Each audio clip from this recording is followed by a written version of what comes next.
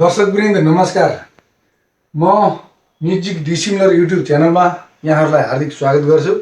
आज सङ्गीतमा सुरको साधनासँग सम्बन्धित अत्यन्तै महत्त्वपूर्ण एउटा जानकारी लिएर आएको छु। त्यो जानकारी जसका कारण हामीलाई सुरमा चाहिँ पकड बनाउन चाहिँ मद्दत गर्छ है। हामीले चाहिँ राग भन्छौँ, थाल भन्छौँ, जाति भन्छौँ, ती सबै भनेका दोस्रा कुरा हो। प्राथमिक कुरामा हामीले पहिला पकड बनाउने, अनि त्यसपछि बल्ल दोस्रा कुराहरू राम्रा हुँदै जान्छन् हैन। हामीले सुरमा पहुँच नआइकन फेरि उता राग भन्ने यस्तो गऱ्यो भने यो बारखरी नगरिकन पाठ घोके जस्तो है। जस्तो मैले कुनै कविता सरस्वती घोक्न सक्छु, कुखुरी कहाँ बासी भात कहाँ यस्तै केही भन्न सक्छु हैन। अब त्यहाँ के छ, कका के कु पनि थाहा छैन, खु पनि जाँदैन छैन, यसै पाठै घोक्ने, रामायण पुरै घोक्नु है। कसैले भन्छ नि रामायण पुरै एउटा अध्याय नै घोक्छु, त्यो हुनसक्छ। तर जुन मुख्य कुरा चाहिँ हामीले सुरमा पकड नबनाएसम्म सङ्गीतमा चाहिँ न हाम्रो कम्पोज चाहिँ कन्सियसली हुन्छ, न चाहिँ हाम्रो गायन कन्सियसली हुन्छ, न वादन कन्सियसली हुन्छ, सबै अनकन्सियसली यस्तो हुन्छ। त्यही भएर सुरमा चाहिँ पहिला पकड बनाउनु पर्छ। अब यसमा चाहिँ यसको लागि पठन है, यो आज रोचक छ। जस्तो हामीले अब यसलाई चाहिँ हाम्रो सन्दर्भमा सारेगम भनेर पढिनु भयो, कसैले डोरेमी फासोलासी भनेर पढिनु भयो, कसैले एबिसिडी भनेर पढिनु भयो है, सिडिएफ भनेर पढिनु भयो। त्यो आफ्नो आफ्नो छनौटको कुरा छँदैछ। तर त्योभन्दा नि क ख ग भने पनि, 1 2 3 भने पनि, सारेगा भने पनि त्यसको पिच हाइट थाहा पाउनु पऱ्यो कि। जस्तो टङ, मैले एबिसिडी केही भनिनँ है, यत्तिकै टङ टङ उही भने त भएन नि। टङ टङ चेन्ज भयो नि त, टङ टङ अलि माथि गयो, टङ टङ अलि माथि गयो, टङ टङ टङ सेम छ। यो गयो है। यो जान्नको लागि सुरुमा त हामीलाई मैले यो एउटा नोटेसन लेखेँ, नोटेसनको फर्मेटमा। अब यसमा चाहिँ सुरुमा त टाइमिङ त सुरुमा त ठिक छ, सा रे, यहाँ पिच छैन है, ग म सा जे भने नि ए बी। पहिला टाइमको गुच्छा तयार गर्ने, यत्तिकै सादा रिडिङ गर्ने पहिला जान्नु पऱ्यो। जस्तो यसलाई हामीले हाम्रो भाषामा जाउँ ल, सा रे होइन, ग फेरि रेमा आयो अनि सा भनेर गाउँ ल है, लाग्यो है। कसैले चाहिँ डोरेमीबाट पनि जान सक्नुहुन्छ है, डोरे मी अनि रे डो भनेर जान पनि सक्नुभयो। त्यो विभिन्न आफ्नो आफ्नो छनौट जता गयो नि भयो है। एबिसीमा गयो नि भयो, क ख गयो नि भयो, जे नाम राखेको भयो नि हुन्थ्यो नि। तर मेन चिज भनेको हाइट हो, यो पिच हो होइन। त्यो पिचमा चाहिँ हामीले कसैले डोरेमी, कसैले एबिसी, कसैले सारेग, विभिन्न क ख ग जेसुकै नाम राख्ने कुरा रह्यो है। यो चाहिँ के हो नि, ध्वनि सङ्केत मात्रै हो। मेन चाहिँ यहाँनिर टङ टङ टङ, यो चाहिँ थाहा पाउने कुरा रह्यो। पहिला त timing tongue tongue tongue same, अनि पछि यो टाइमिङको सेन्स भइसकेपछि अनि मात्र रिड गर्ने हो। त्यही भएर हामीले सालाई मानौँ त ल है। अब के गर्नु पऱ्यो, अबको रिडिङमा पहिला सुरमा पकड बनाउनु पऱ्यो क्या। यो गीत ऊ गीत भन्ने ठिक छ, आफ्नो समयमा मनोरञ्जन दिने, अभ्यास गर्ने, त्यसले केही बिगार्दैन। तर यो चाहिँ छोड्नु भएन, अरू पनि गर्ने, तर यो चाहिँ छोड्नै नहुने कुरा। अरू वैकल्पिक पनि हुन सक्ने भए यो चाहिँ छोड्नै भएन। सा अब तपाईँले कुन लेभलमा लिन्छ, सा यहाँ लिन पनि सक्नुहुन्छ अनि सा यहाँ लिन पनि सक्नुहुन्छ, आफ्नो हिसाबले लिनुहोस्, केही छैन है।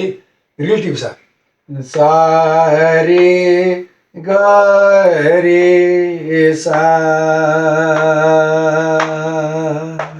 तर टाइमिङभित्र पकड भइसकेपछि है, टाइमको फ्रेममा बल्ल सुर राख्ने हो नि है। त्यसले गर्दा अब कसैले डोरेमी भनेर पढ्नुहुन्छ, डो रे मे रे डो यसरी पढ्नु।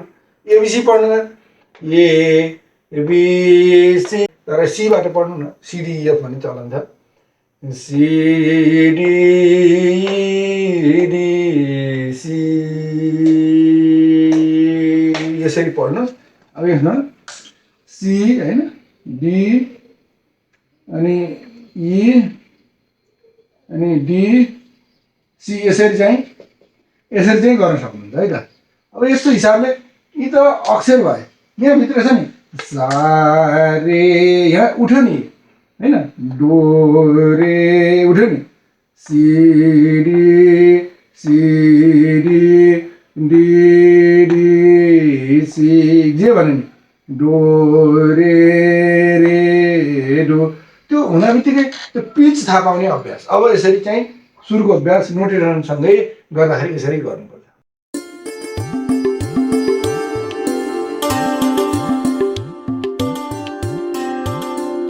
कोही हार्मोनियमको सहारामा या ट्युनिङ गरेर मात्रै होइन कि है, हामी आफैले पनि के गर्नु पर्यो, एकचोटि लिएपछि एउटा रिफ्रेन्स लिएर होइन, टङ टङ थाहा पाउनु पर्यो, टङ यहाँ छु, टङ यहीँ छ, टङ टङ तल गएको थाहा पाउनु पर्यो।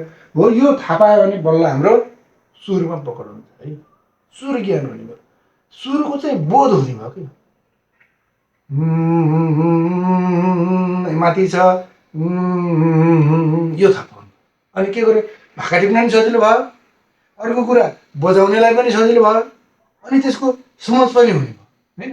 यसको फेरि स्पिडहरू हुन्छन्, सुरुमै स्पिडमा नजाने है, अलिक बिस्तारै बिस्तारै जाने।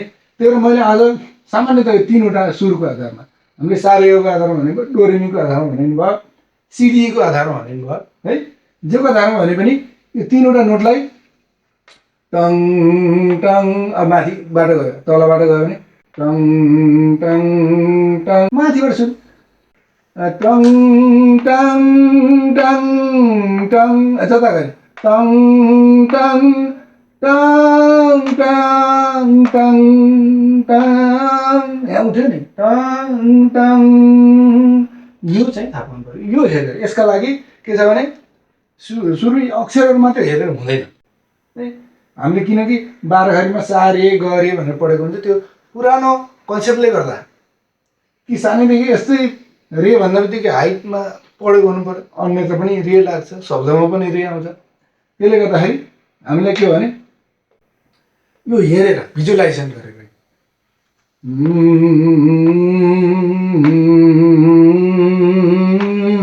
यहाँ आयो नि,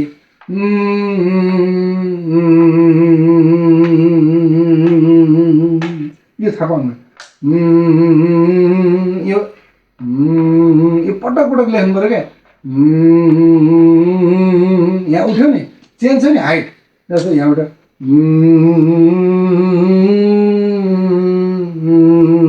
यस्तै केही है, यस्तो हिसाबले हामीले गर्न सक्छौँ। त्यसले यो अभ्यास गरिरहने,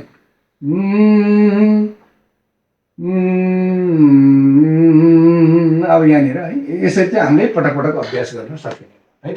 अब यहाँ हेर्नुहोस् है, tongue tongue tongue tongue tongue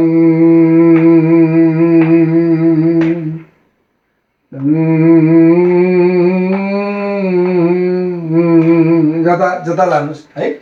त्यो हिसाबले हामीले चाहिँ यो सुरको यति हाइट छ भनेर देख्दा बित्तिकै थाहा पाउने है, यो तरिकाले चाहिँ हामीले अभ्यास गर्न आवश्यक हुन्छ। त दर्शकवृन्द, आजको यो सुरसँग सम्बन्धित यो प्रस्तुति कस्तो लाग्यो?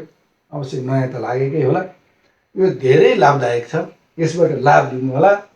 यो भिडियो मन पर्यो भने कृपया लाइक गर्न नबिर्सनु होला र आफ्नो तर्फबाट के छ विचार होइन, तपाईँको धारणा के छ, एउटा चाहिँ प्रतिक्रिया जनाएर हामीलाई अग्रसारण गर्न चाहिँ कृपया नबिर्सनु होला। र यो च्यानललाई सब्सक्राइब गर्नुभएको छैन भने कृपया सब्सक्राइब गर्नुहोला र अर्को भिडियो नआउँदासम्मको लागि मलाई बिदा दिनुहोस्। धन्यवाद, नमस्कार।